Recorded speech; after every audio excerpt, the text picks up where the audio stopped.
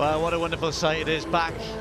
Well, at the front, Mo Farah, so Dathan Ritzenheim behind him there, will be introducing the elite athletes in just a moment or two, but the whole of the central motorway, both carriageways, all the way back, almost up to the Cowgate roundabout, full of about 40,000 people ready to go in one of the world's greatest races. We might be a little bit biased in the Northeast and say it is the world's greatest race, but we might let one or two others put their case forward as well.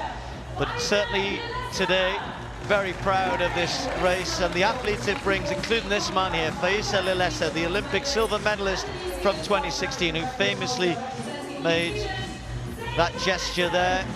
And more about that as we go through the race. Perhaps Robertson, the two New Zealand twins here, hoping to take on Mo Farah. Both of them showing that they can run good half marathons. And Bernard Lagat, well, like Farah, what a brilliant track career, world champion, Olympic medalist, second fastest ever at 1,500 meters, great 5,000 meter runner, and has shown that he's capable of running quick on the roads as well. Great to see him on Tyneside once more.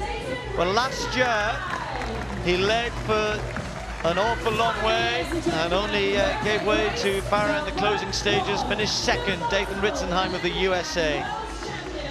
And there'll be a huge cheer. They probably can't see him all the way back down the central motorway there, but they'll be delighted that they're lining up with Mo Farah, attempting to win this for the 4th year in a row, as the sun finally breaks through. And of course it breaks through because Brendan is there ready to start. He's in control of everything here, including the weather. And what a great moment I'm sure it is for him. No longer in the commentary box with us, he's got a much easier job, starting the Great North Run, and away they go. Brendan Foster sets them on their way. 2017 continues the story of the Great North Run.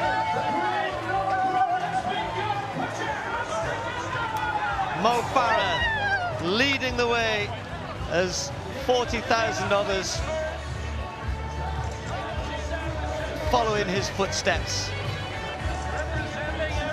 The most famous stretch of road between Newcastle and South Shields, perhaps one of the most famous sights in world sport, the start of the Great North Run. Some in fancy dress. Actually, it might be a day to wear fancy dress today, a little bit chilly down at the start run. They'll warm up once they get moving. Look at the crowds there on the central motorway. The elite men just going across the Tyne Bridge. First mile, a pretty swift one actually, 4:33. And so, funny enough, we all were thinking they're all going to take it to Mo today, but it's Mo Farah who's leading. And lots of talk in some of the interviews I was doing on Friday, apart from Mo, and around the hotel of, yeah, this is the time to race Mo Farah. And the Robertsons, they talk a good game, the two New Zealanders. Feyisa Lilesa was right at the back of that group in there. Ritzenheim, one or two others as well. Chris Thompson can see there in the long socks. Chris getting plenty of cheers. Some of the other British athletes. See Mark Hudspeth as well, Morpeth Harrier in that group.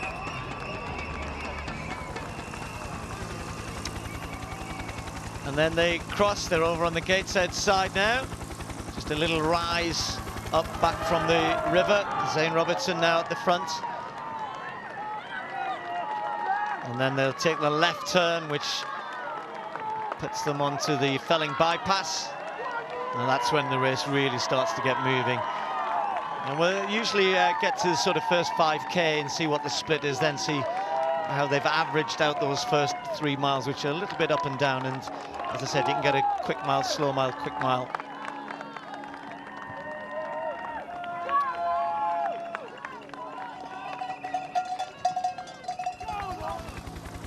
Well, the Robertsons have said they're going to take it out, Paula. It's a brave tactic. It is. I mean, I think it's very easy to talk a good game, but you've got to actually come out on race day and race it. But they've done that in the past. Zane's run sub 60 minutes and Jake's run just a second outside of 60 minutes. So they're very capable of doing that, as is Dathan Ritzenheim. And I think when we saw Mo go to the front over the time bridge, maybe that was an attempt to just slow it down a little bit, because it was Dathan who did most of the running through that quick first mile, and then Zane Robertson now helping him out. You can see Tewelder just moving up there as well, and Mo now tucking in and settling into that pack. He went to the front a little bit. Maybe he just wanted his picture as he came across the town bridge, leading the race across there, or maybe he was trying to control the race in these early stages. Well, a great view of Gateshead Stadium, and just while we're looking at that, I just wanted to take a minute to mention one of athletics' great coaches who sadly passed away last week, and he coached so many athletes who ran at Gateshead Stadium. Gordon Surtees, well known in this part of the world but throughout British athletics. Gordon was a big influence in my early career with my coach as well, and he coached some great athletes in the 70s, the 80s, 90s, and even into recent times, the likes of Eakin Billy and Tony Morrell, Colin Walker, Becky Lynn. He's a great man, a great fixture, and he would have been here. He would have been at the Great North Run every single year. He's a great coach, Paula. He was someone who really cared about the sport and spent a lot of time following it, and some very fond memories of the support that Gordon gave us at races and on training camps. I remember seeing him recently when I ran the Sunderland Half Marathon out on the course, cheering us all on there. So thoughts with his friends and family, and he'll be very much missed. Yeah, thoughts of Vera and the family, and I know so many people in the world of athletics will be attending Gordon's funeral this week. Really sad news. Well, I know Gordon would enjoy the Great North Run every year. Mo, I was chatting to Mo on Friday in that interview, and Mo remembers Gordon as well, even in Mo's early career and some of the training camps he went on as a youngster, and certainly will have taken a lot of joy in Mo's career. But Mo's just tucked in the group there. Dowie Griffiths over on the far side as well, just in the as Zane Robertson's looking behind, said, do you want to go with this? It was certainly not Griffiths' job to really push this on. It's good that he's up there. Ritzenheim, though, leading. It looks as though Dathan's been the one who's really meaning to try and push this on here. He did this last year, Paula, and he did it to very good effect. So he's obviously trying to employ the same tactics. Yeah, he knows the course well now. He will have prepared well for it. He wants to come here and he wants to run well. He wanted to win it last year, and he really gave it his best shot, but he just wasn't quite able to run the finish out of Mo on that occasion. Maybe he also recognises that this year and this summer in particular, with the last couple of races, that maybe Mo isn't quite in the shape that he was last year, so he wants to test him earlier on for the beginning, and he's starting to open up a little bit of daylight there. You saw Zane Robertson in the blue vest looking around, probably looking for his brother Jake to see where he is within that pack, and to see are they going to work together to cover this move from Dathan. But it's actually Lilesa who's moved around and has slotted into that second place and sheltering maybe a little bit from the wind, although at this stage, and looking at the way the flags are flying here, I think they have the wind at their backs. Meanwhile, the men are now on to, they've gone past Youth Roundabout, heading towards Whitemare Pool. Dathan Ritzenheim still leading. Pace not so fast for the men. It was a slowish first 5K, so they're well outside 60 minutes, which only suits one man, Mo Farah. The slower this race, the better it is for him. We're not going to see a sub-60 run here. Lilesa said he might fancy running 59 minutes, but they're going too slow at this point. So Mo will be very happy with the way this is going. Dowie Griffiths running well also in that lead group.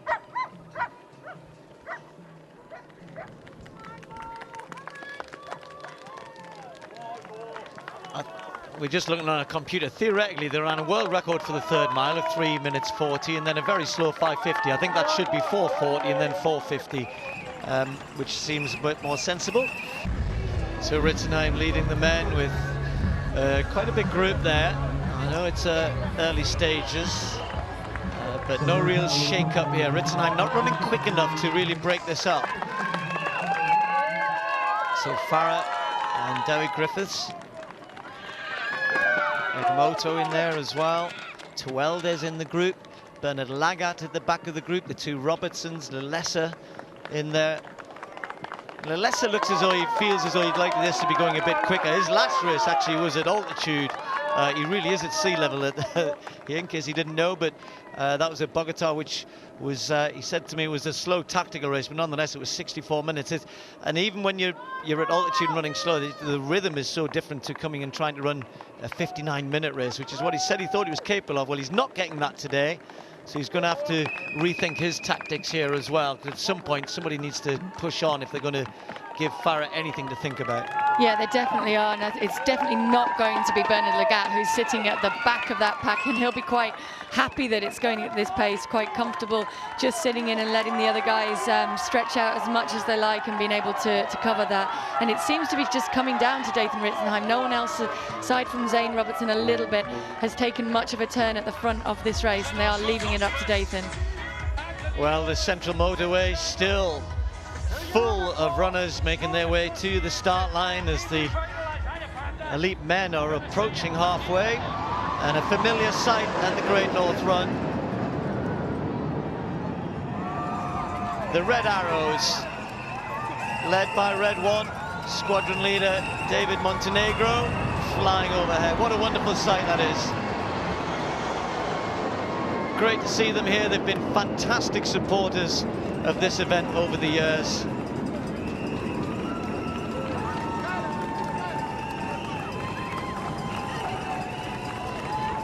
Superb sight as ever.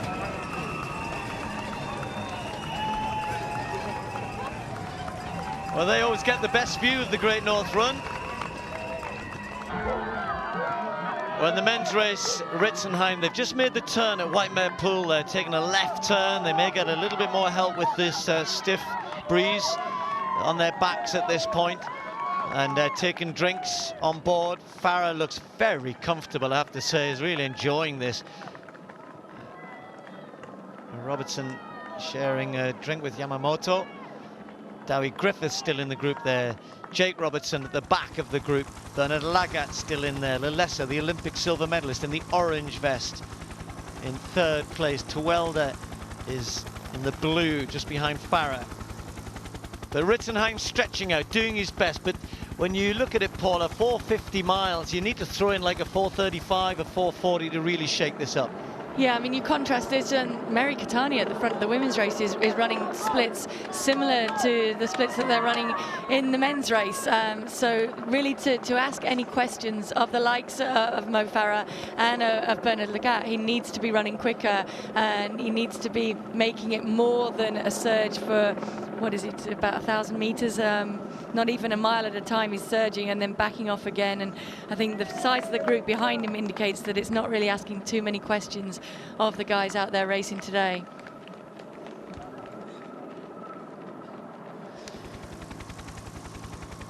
Well, the men's pace at the moment, they're almost a minute outside sort of 60-minute pace, 61 pace, something like that, which is why there's a group still there, strong group. Dowie Griffiths, who's only a 63-minute man, he's there now. It's almost halfway.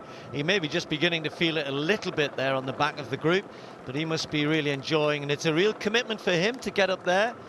And if he holds it together, and maybe as this group folds up, breaks up, that he can start to pick people off. Well, there you go, finally a quick mile there, 4:36. That's maybe why Dowie Griffiths just struggling a little bit, because it's a little bit of pace on from Ritzenheim. It is one of the quicker miles, 4:36 through that section, and through 10k in 29:19.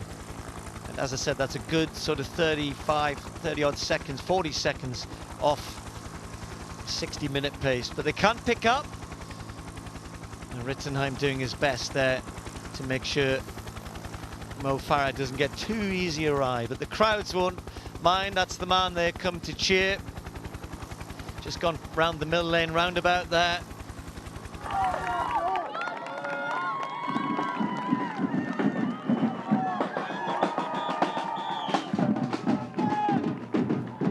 It's actually fascinating watching Steve. Sorry, when you're talking about Dewi Griffiths just beginning to feel the pace, but he's able to hold on at the moment, and that quicker mile thrown in there. And watching a guy who's a 63-minute half marathoner against people who are just a little bit faster, just trying to maintain contact. That's intriguing in itself, as much as at the front.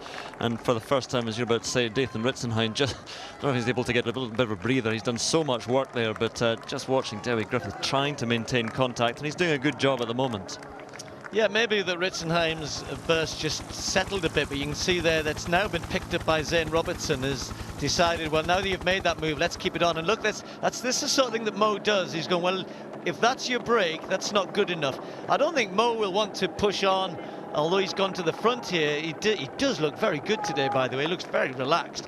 Lilesa has decided, oh, hang on a minute, if Mo Farah makes a move. But this is the sort of thing that Mo likes to do now and then, isn't it? Just to remind people halfway through the race, I'm still here. You haven't really done anything to hurt me yet. But the pace for Mo is just too easy. This is, it's not fast, it's not hard, and all of a sudden he's got a gap there, Paula. Yeah, I think he's just been thinking, this is easy, guys. You're not really testing me too much. And what he does time and time again, we've seen him on the track, and he'll continue to do it on the roads, I think, is he stamps his authority on the race. And he does this, he just goes to the front, puts in that surge of pace as if to show, well, I've got this much left and you haven't really taken anything out of me so far. So if you really want to test me and you really want to stretch me, you've got to give it something more than that. And immediately he's asked questions that Dathan Ritzenheim isn't able to answer, and he isn't able to go with that. And he's now dropping off that chasing second pack, and he's kind of disrupted this race and just broken it apart and stopped people being able to work in a pack to take a pace to him. He's controlling the race, and it's a long way yet, but he's obviously feeling good. He looks, I agree, he looks very good, and he looks strong. And he said he was a little bit tired coming into this race. He's not showing much sign of that here this morning. The rest might have done him good. I know he hasn't trained that hard since Zurich, but you don't, we were chatting about this the other day, you don't lose your fitness in 2 weeks. He's just been doing some steady runs, that's fine. So he hasn't done any big sessions or anything, he doesn't need to, but maybe that little bit of rest has freshened him up. He certainly looks very good today. And that little burst there, it wasn't a burst to kind of completely try and break the field, it was just his little reminder. Lilesa has now dragged the two Robertsons with him. These three were always the ones likely to give Farah a bit of a test today, as they've just gone through 7 miles, but nothing silly. And that group will just gather back together again, I'm pretty sure. Well, here we go, Paula, back in the men's. Lilesa's got back in front. That little spurt from Mo is just to shake it all up a little bit. Now he's settled in behind Lilesa, who now is the leader. And maybe Lilesa now has been sparked into a bit of action here.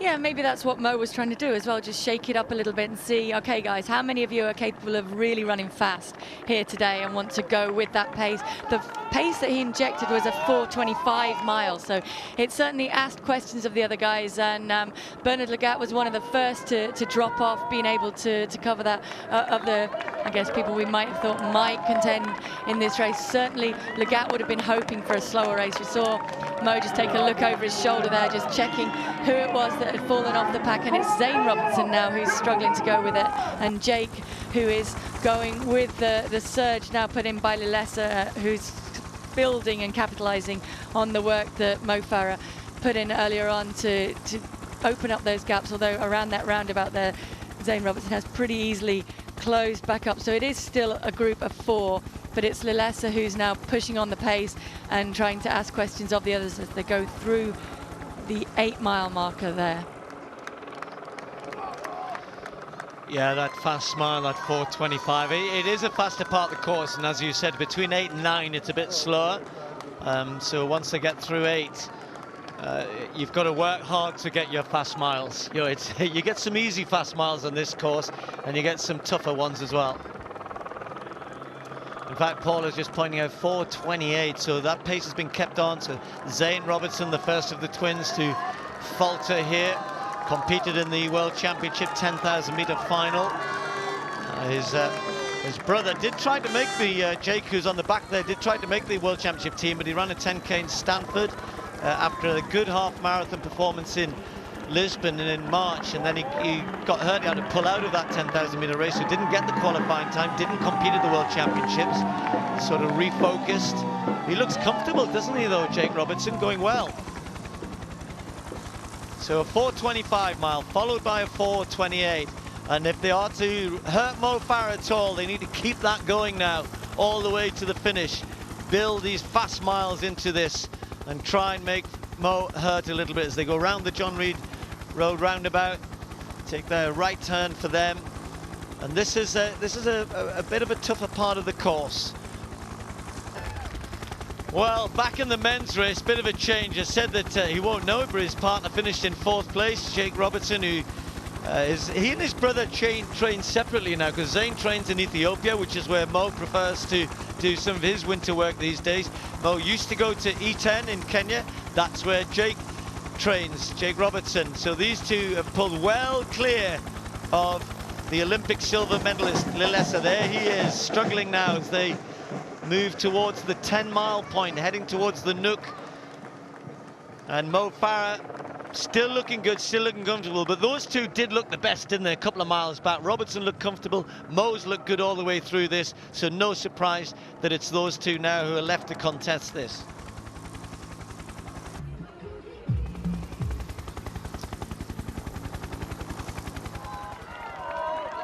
Well, this race is warming up nicely now.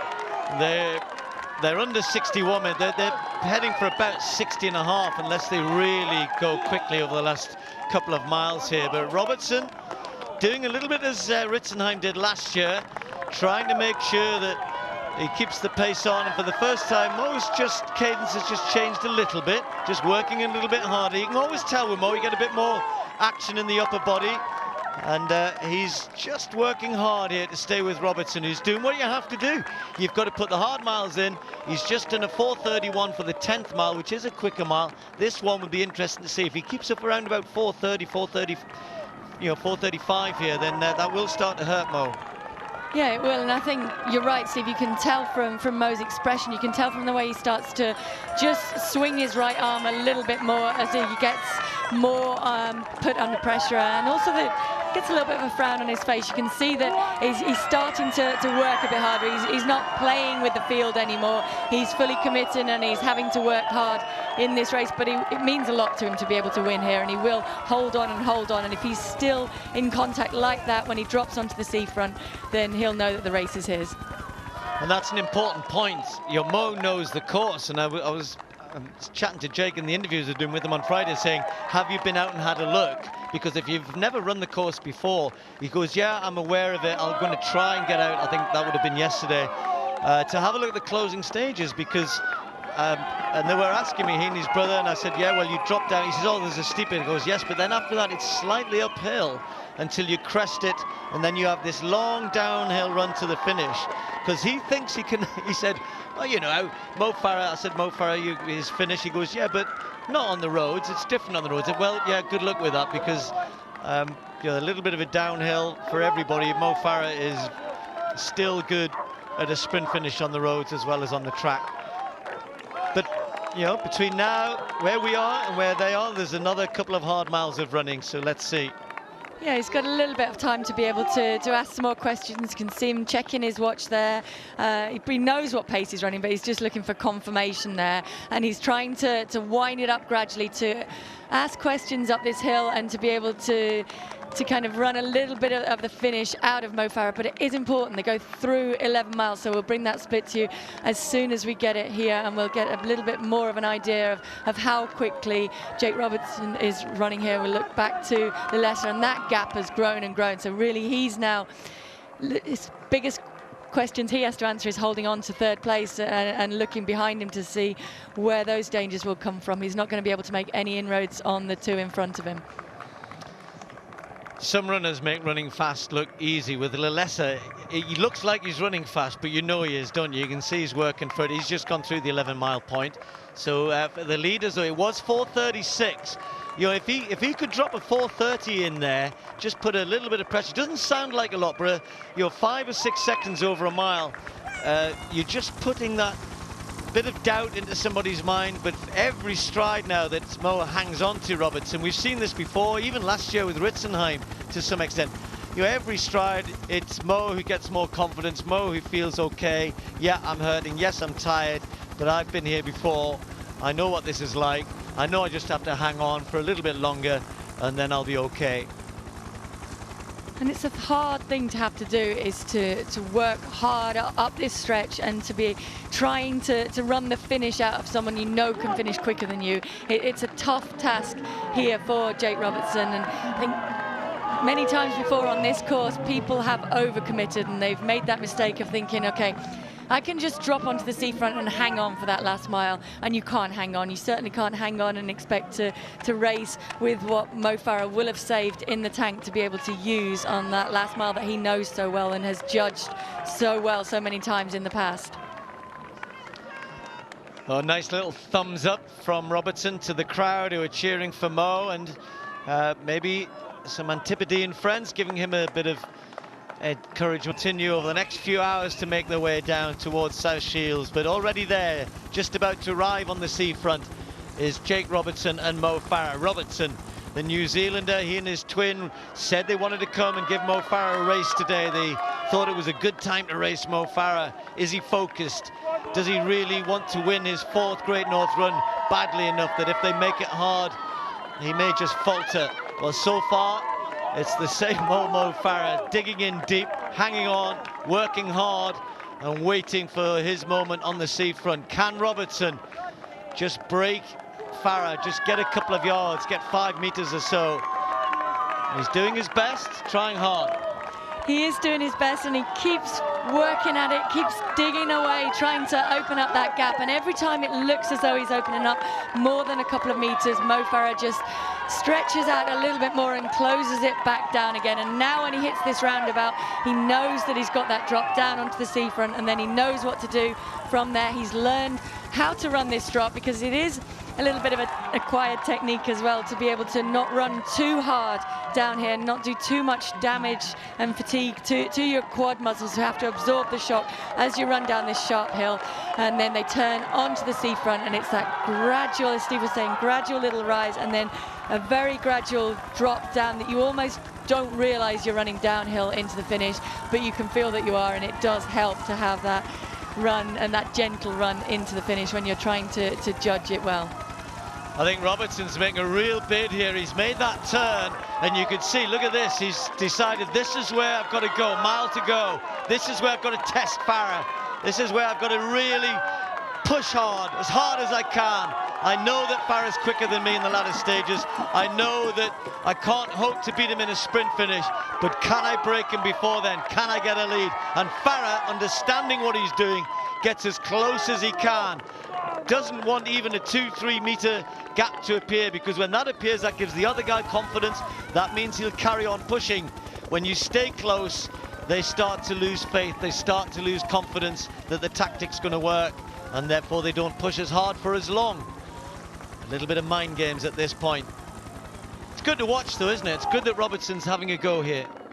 Yeah, it's good that he's having a go. We're getting a good race here as well. We're seeing questions being asked of Mo Farah. He's been made to run hard here. The 12th mile was 4:26, so Jake Robertson really has thrown everything at Mo Farah that he can here today to try and win this race. He knows that this is really his final chance in the next 600 meters or so. He really has to open up a little bit of a gap, or the writing is pretty much on the wall once we enter the last half mile of this race, and we know the damage that Mo Farah can do there.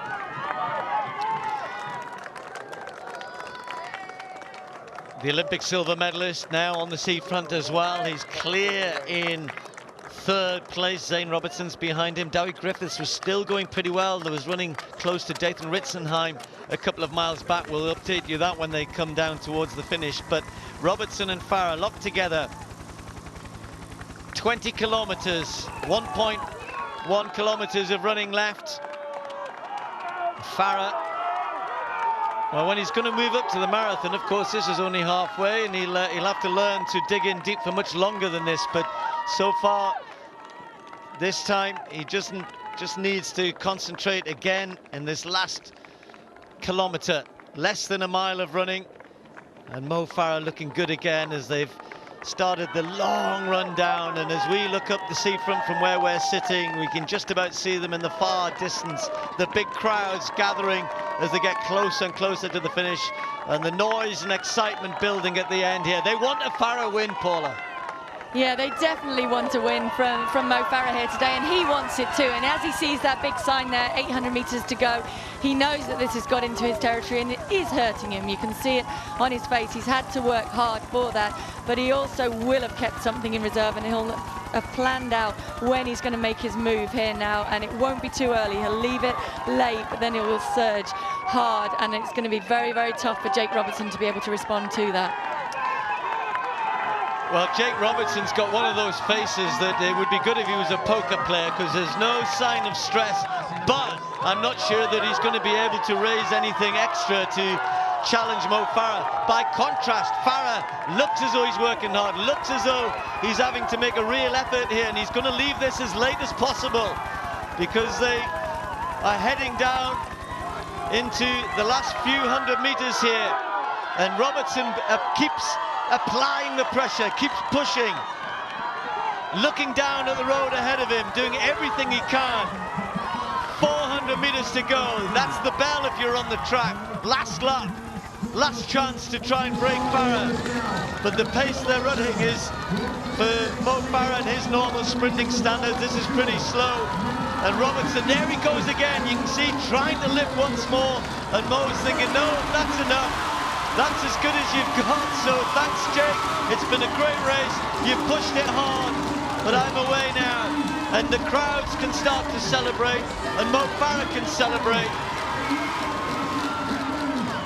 This is what they wanted to see. This is what they've all come for. The great hero of British distance running, the great hero of British athletics. The man who has won 10 global gold medals on the track at 5,000 and 10,000 metres. He's called an end to that part of his athletics career, but not to his road running. Back to winning ways at the Great North Run. His 4th title. Mo Farah is the champion again. Jake Robertson of New Zealand in 2nd place. Just outside 60 minutes in the end. It was a fast last 3 miles. And Farah is tired.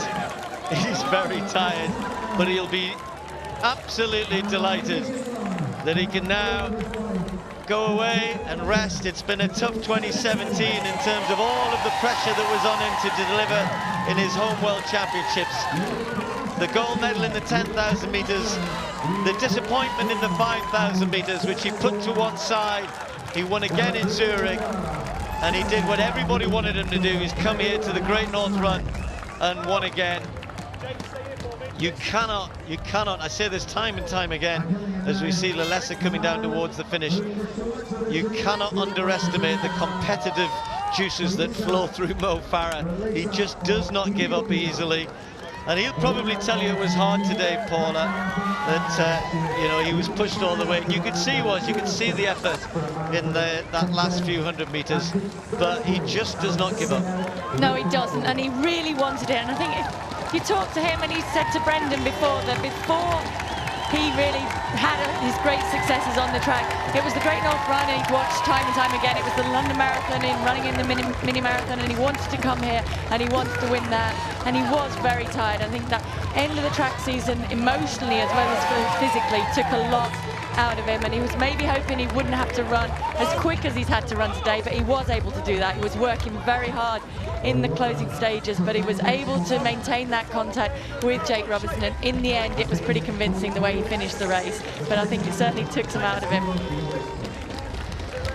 Yeah, well done to Mo Farah. Robertson pushed him all the way. His twin brother in 4th place, then we've just seen Yamamoto in 5th. And a little further up the road, a great race from Dowie Griffiths. This is Dathan Ritzenheim, and just behind him is Dowie Griffiths. The Welshman's had a cracking race here. Bernard Lagat we saw a little bit further behind, and there he is just going through the picture there, wearing number 9, and he's heading for a personal best here. Dathan Ritzenheim, who pushed Farah so hard last year. Griffith's best is 63.27, and he's going to be inside that. Ritzenheim finishing in 6th place. Griffiths, a new personal best. The Welshman inside 63 minutes for the first time. Well done to him. And he's beaten Bernard Lagat, who comes in just over 63 minutes. Good run from Griffiths, Paula. Yeah, very good run from Dowie there. Good to see him rewarded for committing in the early stages, for being brave enough to go with that pack and to hold with it, and then to take the scalp of someone like Bernard Lagat. Yes, Bernard Lagat is getting on a little bit in years now, but it's still a good scalp to take, and it's a good, strong run from Dowie there today. Well, congratulations all round.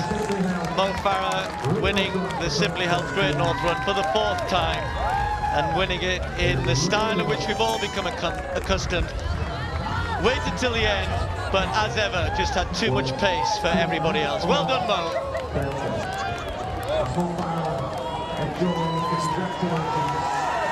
Incredible Mo Farah, and that was tough work for him there at the end, wasn't it? 4 in a row.